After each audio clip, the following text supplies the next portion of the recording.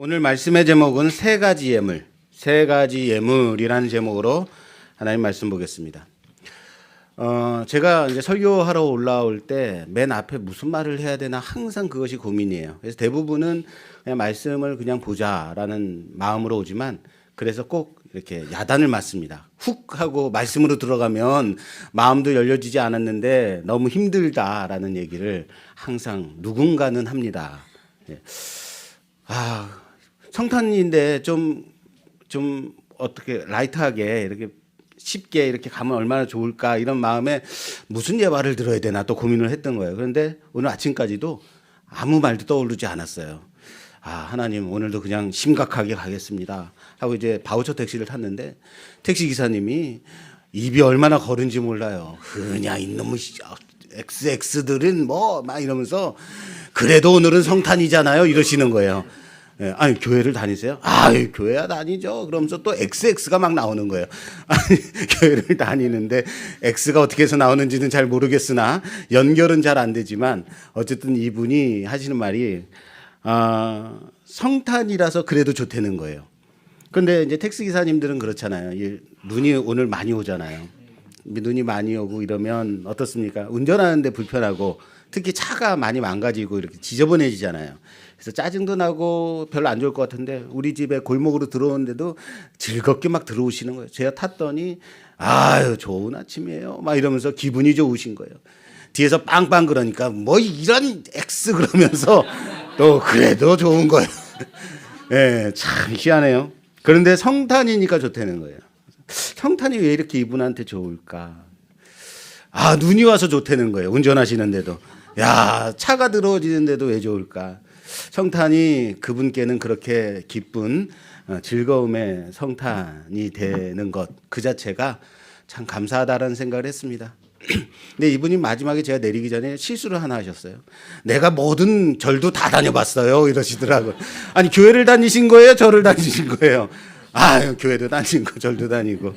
오늘은 그래서 예배를 가시겠다는 거야 안 가시겠다는 거예요? 그냥 마음으로 드려야죠. 세상 사람들에게 성탄은 단지 기분이 좋고 오늘 또 나와야 된다는 그런 부담이 있는 성탄인가요?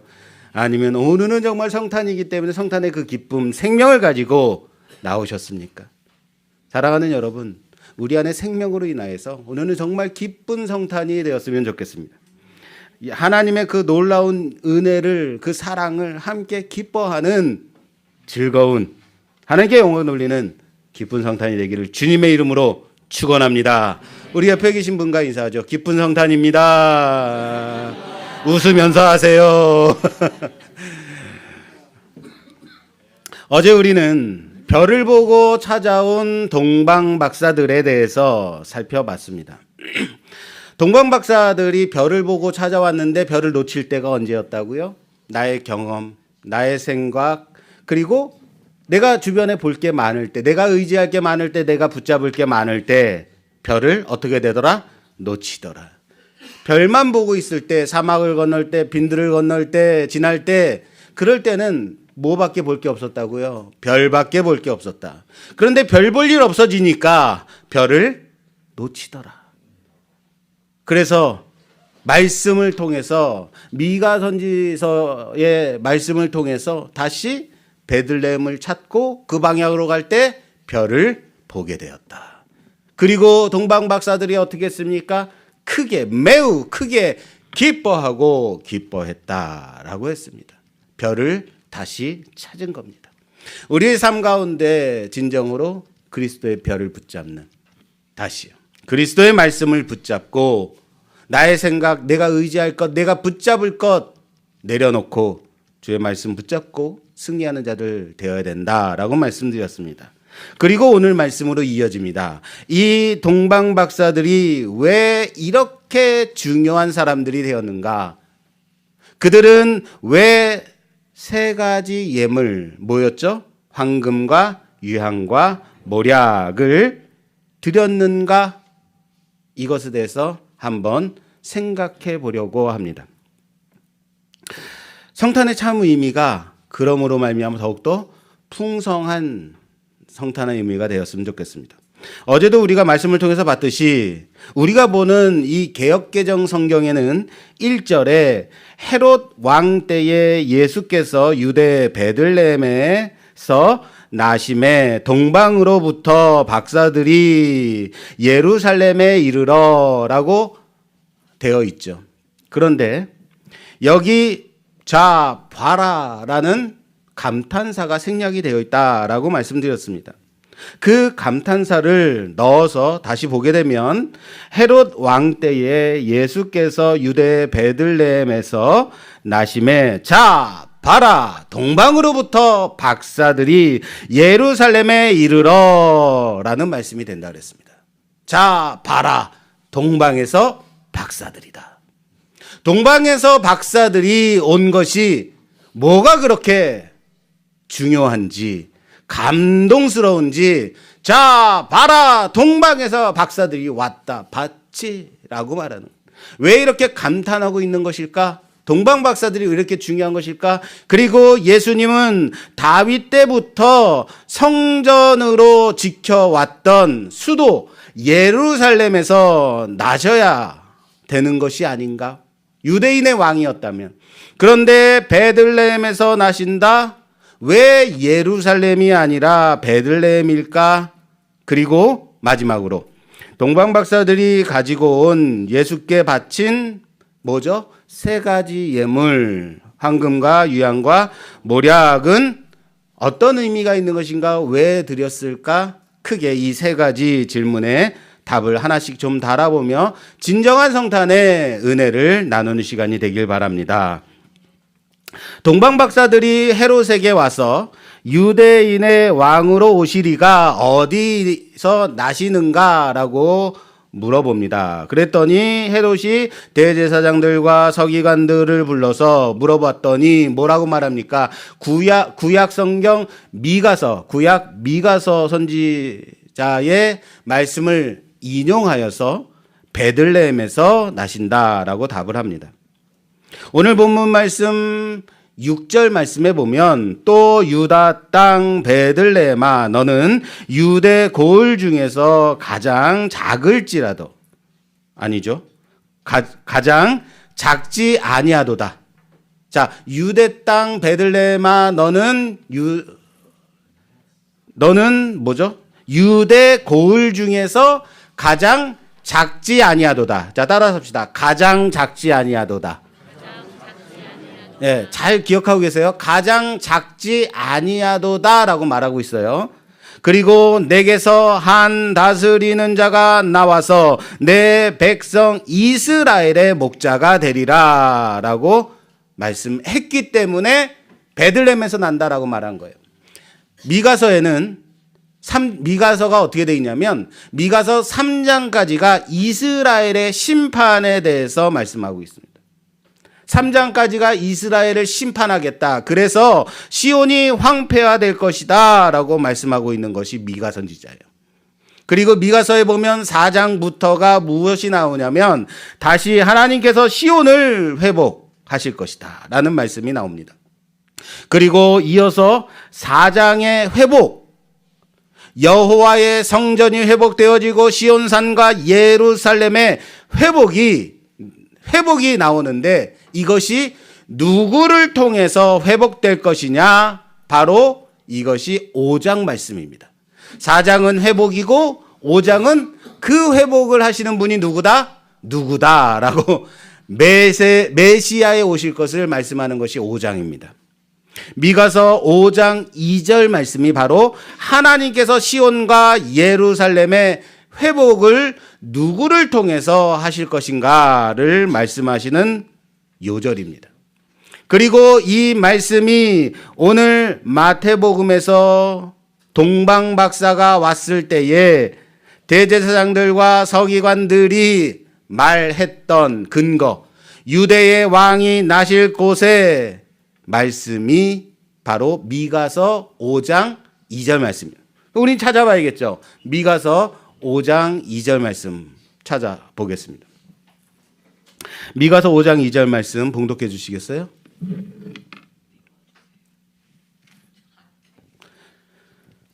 미가서 5장 2절 말씀입니다. 베들레헴 에브라다야, 너는 유다 족속 중에 작을지라도 이스라엘을 다스릴 자가 내게로 나올 것이라. 그의 근본은 상고의 영원에 있느니라. 아멘. 아멘. 미가서 5장 2절 말씀이 바로 이렇게 나와요. 미가서 4장까지가 회복이 나오는데 예루살렘의 회복이 나오고, 그리고 5장을 보게 되면 이 회복을 가지고 오는 분이 왕이 나실 것이다. 그것이 예루살렘에서 오는 것이 아니라 놀랍게도 베들레헴에서 나온다라고 말씀하고 있습니다. 그런데 말씀을 잘 보게 되면 오늘 본문 마태복음에서 베들레헴은 너는 작지 아니하도다라고 말하는데, 원문인 미가서에서는요 작을지라도라고 표현이 되고 있다라는 거예요. 왜 이렇게 원본에는 작을지라도라고 되어 있는데 마태복음에서는 작지 아니하다라고 다르게 인용하고 있을까? 그것은 작지만 작지 않기 때문이다. 따라서 합시다. 작지만 작지 않기 때문이다. 이런 거예요. 베들레헴은 작은 고을이 맞습니다. 촌구석. 네. 작은 고을이 맞습니다. 그런데 그 작은 성읍에서, 작은 고을에서 누가 난다고요? 왕이 나는 겁니다. 그래서 그 성은 결코 작지 않게 된다라는 말인 거예요. 이 점에서 우리는 동방박사를 볼 수 있어야 합니다. 동방박사. 왜? 하나님은 이 땅에 하나님의 아들 예수님을 보내셨을 때에 왕국에서 헤롯과 대제사장들과 서기관들에게 경배받게 하지 아니하시고, 들에서 양을 지키던 목자들과 동방에서 온 이방 박사들에게 경배를 받게 하셨을까? 왜 그랬을까? 그것은 헤롯과 대제사장들과 서기관들은 결코 작은 자들이 아니기 때문에 그렇습니다. 뭐라고요? 작은 자들이 아니기 때문에 그렇습니다. 하나님은 작은 자들에게서 경배를 받기를 원하신다는 사실을 믿으시길 바랍니다. 우리와 같은 작은 자들이에요. 우리에게 경배를 받기를 원하신다는 것은 뭐예요? 우리가 큰 자가 아니라 작은 자이기 때문에. 성경에는 이 부분에 대해서 더욱더 자세하게 나와 있지만 이 부분은 생략하고, 그들은, 그리고 우리는 작지만 결코 작은 자들이 아닌 겁니다. 옆에 계신 분과 인사하죠. 우리는 작지만 결코 작은 자가 아닙니다. 아멘. 자, 그러면 누가 작은 자들일까? 어떤 사람을 작은 자라고 말하냐면, 구약에서의 작은 자들은 제가 자주 인용하죠. 첫째 고아, 둘째 과부, 셋째 그렇죠, 객, 나그네라고 하죠. 예. 약하고 헐벗고 힘 없는 자들, 그 중에서 특별히 나그네를 이방인으로 치환해서 보게 되면, 동방박사가 가리키는 것, 동방박사가 경배하러 이곳에 온 그 이유가 감동적인 것을 발견하게 되는 겁니다. 이방인은 이스라엘이 볼 때, 이스라엘의 입장에서 볼 때 성전 바깥에 있는 자, 유대인들이 볼 때는 어떤 자들이라고요? 하나님의 구원을 받지 못하는 자, 상속받지 못하는 자, 이방인들, 그들이 바로 이방인들입니다. 그리고 여러분, 동방박사는 이방인이에요, 유대인이에요? 그렇죠. 바로 이 이방인들을 예표하는, 예시하는 자들이다. 그렇게 나오고 있는 것입니다. 구약 성경 많은 곳에서 동방의 사람은 하나님을 믿지 않는 이방인들을 가리키고 있습니다. 구약 성경에서 동방이라고 나오는 부분들을 한번 다 살펴보면, 이 동방은 어디를 가리키냐면 이방인들을 가리키는 거예요. 한번 찾아볼게요. 이사야서 보여주세요. 이사야서 2장 6절 말씀입니다. 이사야서 2장 6절 말씀. 주께서 주의 백성 야곱 족속을 버리셨음은 그들에게 동방 풍속이 가득하며 그들이 블레셋 사람들 같이 점을 치며 이방인과 더불어 손을 잡아 언약하였음이라. 아멘. 자, 여기에 보면 동방 나오죠? 그리고 이방인 나오죠? 여기 동방이 무엇이냐? 바로 이방인을 가리키는 거예요. 자, 이 외에도 동방으로 표현되는 성경 구절들이 많이 나오는데 한 대여섯 군데 여기다 다 적어놨는데 다 무엇을 가리키고 있냐면 이방인들을 가리킬 때, 이방 문화를 가리킬 때 바로 동방을 가지고 오고 있다 이거예요. 야곱 족속이 동방 풍속에 가득하였다라고 말하는 거예요. 자, 야곱 족속이 동방 문화의 풍습에 가득했다라는 것이 뭐예요? 하나님의 백성들이 이방 풍속에 물들어 있다라는 의미인 거예요.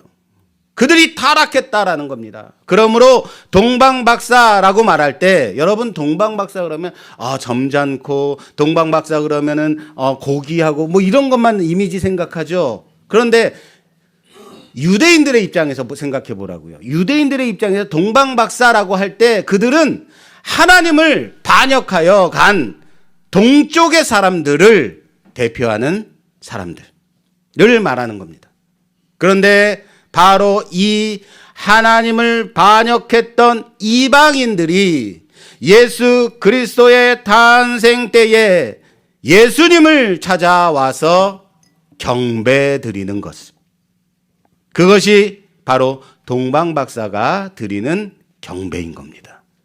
하나님을 떠난, 하나님의 은혜가 미치지 않는, 하나님을 반역하고 떠났던 자들이 예수 그리스도의 탄생에 맞춰서 하나님께 돌아온, 하나님 앞에 예배드리는 그것이 동방박사가 아기 예수께 드리는 경배라는 사실을 믿으시길 바랍니다. 그렇기 때문에 마태복음이 선물을 갖고 온 이들을 수많은 표현들 중에서 굳이 동방에서 온 이들이라고 쓴 이유가 이들이 바로 이방인의 대표로서 선물을 갖고 온 것을 말하고 싶은 것입니다. 그리고 열방이 재물을 가지고 이스라엘에게로 몰려들어 오는 것을 성취하는 모습이라고 밝히고 싶은 겁니다. 자, 이렇게 동방의 박사들의 의미를 정리하고 나면 그들이 가져온 선물은 아주 선명하게 구약의 한 구절을 가리키고 있음을 알게 됩니다. 구약 성경에 바로 이방인들이 선물을 가지고 하나님 앞에 나오는 장면이 있어요. 찾아볼게요. 이사야서 60장. 이사야서 60장 6절 7절 말씀입니다. 이사야서 60장 6절에서 7절 말씀. 허다한 낙타 미디안과 에바의 어린 낙타가 내 가운데에 가득할 것이며 스바 사람들은 다 금과 유황을 가지고 와서 여호와의 찬송을 전파할 것이며 게달의 양 무리는 다 내게로 모일 것이요 느바요의 순양은 내게 공급되고 내 제단에 올라 기꺼이 받음이 되리니 내가 내 영광의 집을 영화롭게 하리라. 아멘. 할렐루야. 여기 바로 금과 유향이 나와요. 여기에. 이 외에 금과 유향이 나오는 본문은 없습니다. 자, 여기서 우리가 우리가 함께 본 동방박사와 정확하게 매칭이 되는 거예요. 황금과 유향을, 여기 금이라 그래서 황금을 생각 안 하시는 건 아니죠? 이것이 황금입니다. 예. 황금과 유향을 선물로 가지고 오는 사람들이 누구냐면 스바 사람들, 이방인들을 말하고 있는 거예요. 말하자면 이사야서 60장 6절 이 말씀은 동방박사가 선물을 가지고 온 것과 정확하게 똑같이 일치하고 있다라는 말씀. 이 황금과 유향이 무엇인가 생각해 보면 이방인들이 하나님의 나라가 회복되어질 때 하나님 나라를 향하여 나오면서 가지고 나오는 무엇이다? 선물이다라는 거예요. 이것은 이방인들이 하나님 앞에 나올 때 가지고 나와야 하는 뭐예요? 선물이라고요. 메시아가 도래할 때 이스라엘 나라가 다시 회복되어질 때 그때 열방이 재물을 가지고 선물을 가지고 몰려들게 될 것이다. 이사야 60장은 바로 이 주제로 말하고 있는 말씀입니다. 자, 여기 이사야서 60장에 동방박사로 표현되는 이방이라는 주제와 황금과 유향이라는 주제가 똑같이 일치하고 있다. 이 주제가 정확하게 같이 언급되고 있는 말씀이다라는 겁니다. 다시 말해서 마태복음의 동방박사 이야기는 구약에 없었던 새로운 말씀이 아니라 아주 명시적이고 정확하게 구약에 예언된 말씀의 성취라는 사실을 믿으시길 바랍니다.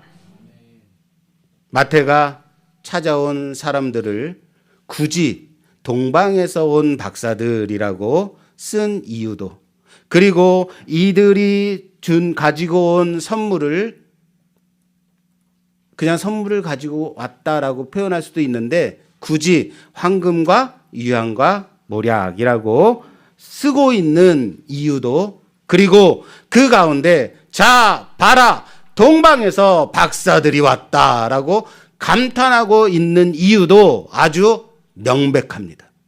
분명합니다. 동방에서 박사들이 와서 이 예물을 드린 이유가 바로 무엇이다? 구약 이 말씀의 성취다. 구약 이 말씀의 성취는 뭐예요? 이스라엘의 회복이라고요. 세상의 구주로 오시는 메시아가 오시는 언약이라고요. 예수 그리스도께서 이 땅에 탄생하신 이유는 그분이 열방을, 시온을, 교회를 회복할 예언의 성취로 오셨기 때문이라는 사실을 믿으시길 바랍니다. 그래서 마태는 감동을 받은 거예요. 그래서 우리 또한 자 봐라 동방에서 박사들이다 라고 감동스럽게 읽는 겁니다. 할렐루야. 감동이 안 되시나 봐요. 자, 한 가지만 더 볼게요. 여러분들 이상하게 생각하셔야 되는 게 있어요. 동방박사가 가져온 선물과 이사야가 말하고 있는 선물에서 하나가 빠져 있죠. 뭐가 빠졌죠? 그렇죠. 네. 뭐가 빠졌다고요? 모략이 빠졌어요. 모략이 이사야서에는 안 나와 있는데 마태복음에는 동방박사가 모략까지 가져왔는데요. 이거 어떻게 매칭이 돼요? 네. 분명 이사야서에는 황금과 유향만이 나오고 있습니다. 그런데 동방박사들이 가져온 선물에는 여기에다가 모략까지를 더 추가하고 있다라는 겁니다. 그런데 가만히 보면 여러분 성경에서 이렇게 본 의미에다가 내용을 확대 재생산하는 예가 많이 있습니다. 자주 그렇게 사용되는 방식이라고요. 신학적 방식. 우리가 앞에서도 봤듯이 미가서에서 베들레헴을 가리켜 뭐라고 그랬어요? 작은 고을이다라고 했는데 마태복음에서는 뭐라고요? 작지 아니하다라고 그랬죠. 뭐예요? 확대한 거죠. 추가한 거죠. 마찬가지로 마태복음에서도 이사야와 똑같지 않게 하나를 추가하고 있다. 왜 모략이 덧붙여졌을까? 왜 동방박사들은 이사야 선지자가 말한 것처럼 똑같이 황금과 유향만 가지고 와도 선물로 가지고 와도 되는데 왜 모략까지를 더 가져왔을까? 이것이 세 가지 예물의 참 의미입니다.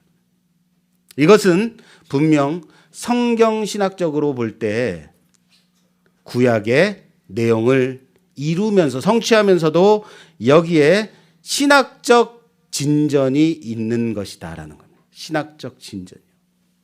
자, 그래서 좀 썰렁하지 않으세요 지금요? 그래서 우리는 모략에 대해서 한번 살펴볼 필요가 있습니다. 모략이 무엇인가? 모략은 좋은 향을 내는 향유의 일종입니다. 향유의 한 가지예요. 그런데 아주 비싸고 귀한 향유라고 합니다. 저도 모르지만 그렇게 써 있더라고요, 주석에. 그런데 우리가 주목해야 할 점이 무엇이냐면 모략이 정작 신약 성경에는 단 2군데만 사용이 되고 있다는 거예요. 단 몇 군데요? 2군데만 사용이 되고 있어요. 궁금하죠?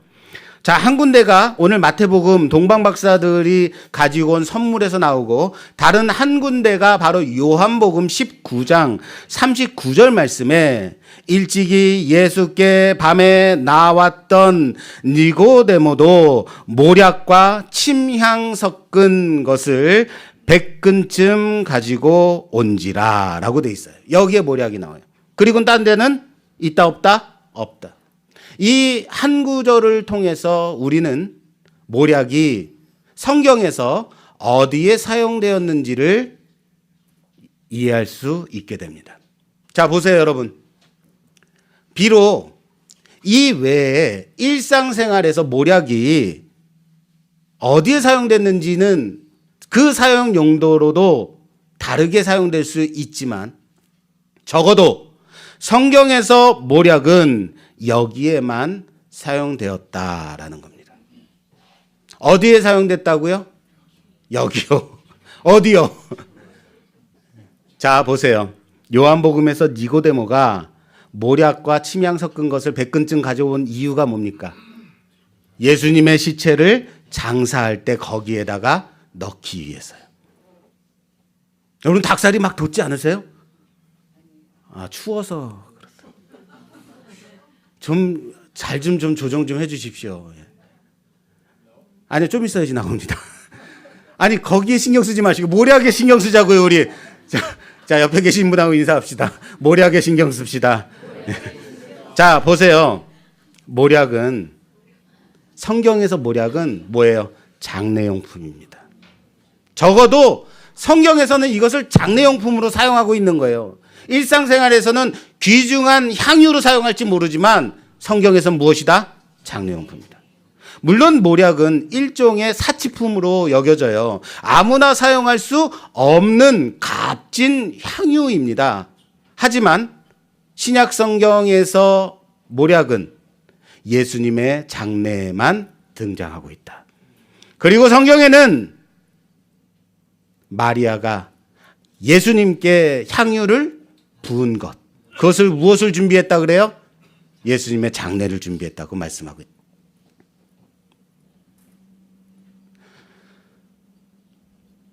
다시 말해, 이런 종류의 향유는 예수님의 죽으심을 비춰주는 역할을 하는 겁니다. 그러므로 동방 박사들이 이 내용을 알았든지 몰랐든지 그들은 예수님의 생일 잔치에 무엇을 가져왔어요? 장례용품을 가져온 겁니다. 장례식을 준비하러 온 것처럼 돼버렸어요. 구약이 신약으로 인해서 성취되었지만 토시 하나하나 그대로 성취되는 것이 아니라 어떠한 한 요소가 덧붙여짐으로써 의미를 더 풍성하게 해주는 것이다 라는 사실을 알아야 됩니다. 신학의 진전이라 그랬습니다.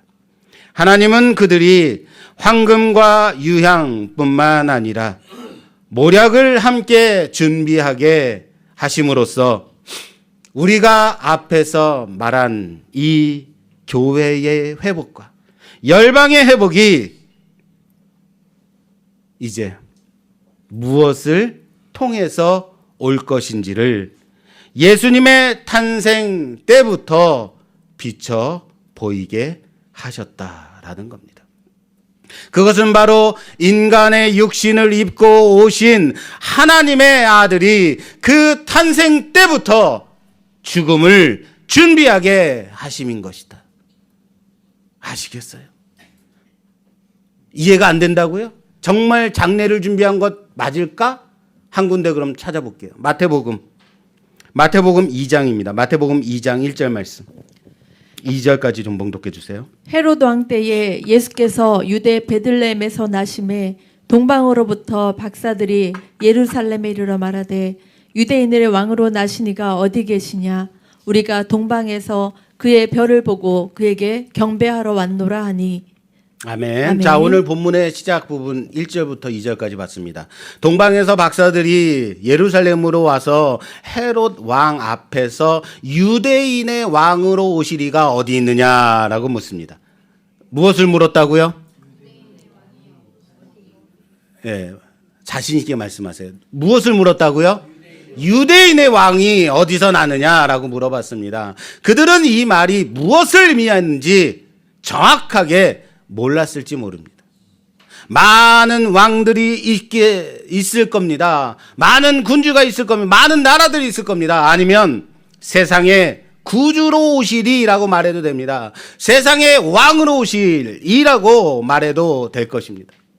그런데 콕 집어 뭐라고 말했습니까? 유대인의 왕으로 오시리.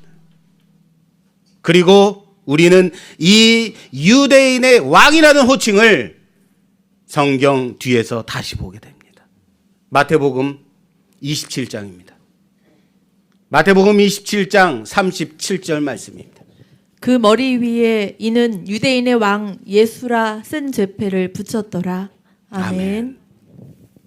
유대인의 왕이라는 호칭은 여기에 다시 나옵니다. 그렇습니다. 예수님이 십자가에서 못 박혀 죽으실 때 그 머리 위 패에 이는 유대인의 왕이다 라고 써서 붙였다고요. 유대인의 왕. 예수님은 유대인의 왕으로 저기 베들레헴에서 인간의 육신을 입고 이 땅에 탄생하셨습니다. 그가 누구신지 모르는 동방 박사들은 그를 단지 유대인의 왕이라고 불렀습니다. 그리고 골고다에서 십자가 위에서 못 박혀 죽으실 때 그때도 빌라도가요. 이방인 빌라도가 예수를 가리켜 유대인의 왕이라고 쓴 패를 그 위에다가 달게 했다라는 겁니다. 기가 막히지 않습니까? 태어나실 때 받은 예물이 바로 그의 장례를 준비하는 모략이었습니다. 그가 탄생하실 때에 그를 부르던 호칭이 그가 죽으실 때 다시 소환되어 그를 가리켜 유대인의 왕이라고 부르고 있습니다. 그러나 정작 유대인들은, 대제사장들은, 서기관들은 아무도 그를 유대인의 왕이라고 부르지 않았습니다. 단지 동방박사 이방인들이, 하나님을 떠났던 자들이 그를 가리켜 유대인의 왕이라고 불렀습니다. 예수를 모르는 자가, 빌라도가, 총독이 그를 가리켜 유대인의 왕이라고 써붙였습니다. 예수님의 탄생은 예수의 죽음을 가리키고 있음을 발견하는 오늘 성탄의 아침이 되길 주님의 이름으로 부탁합니다. 그의 죽으심으로써 향하고 있더라라는 겁니다. 그것도 그를 알지 못하는 이방인들이 그들에 의해서 말입니다. 사랑하는 성도 여러분, 성탄의 주간에, 성탄의 아침에 여러분들은 무엇을 생각하십니까? 그리스도께서 교회와 열방을 회복시킬 것을 보고 기뻐하십니까? 그러나 반드시 이것을 함께 잊지 않으셔야 합니다. 그리스도는 결코 죽지 아니하시고는 이 일을 이루실 수 없다. 죽지 아니하고는 결코 이것을 성취할 수 없다. 그리스도는 십자가의 죽음을 통해서 교회를 회복하고 열방을 회복하기 위하여 이 땅에 오셨습니다. 이것이 그분의 길입니다. 성부 하나님의 계획이십니다. 성령 하나님의 그 마음이십니다. 성탄이라고 연말이라고 기뻐 날뛰는 세상을 따라가지 마십시오. 사랑과 겸손과 자비를 가지고 교회를 회복시키기 위하여 오신 아기 예수의 그 탄생을 바라보시며 기대하시고 또한 십자가를 통해 이 회복을 주시는 그분을 바라보며 진정으로 성탄의 참 의미를 십자가를 바라보고 있는 성탄을 그 의미를 깨닫는 우리 모두가 되기를 주님의 이름으로 축원합니다. 축원합니다.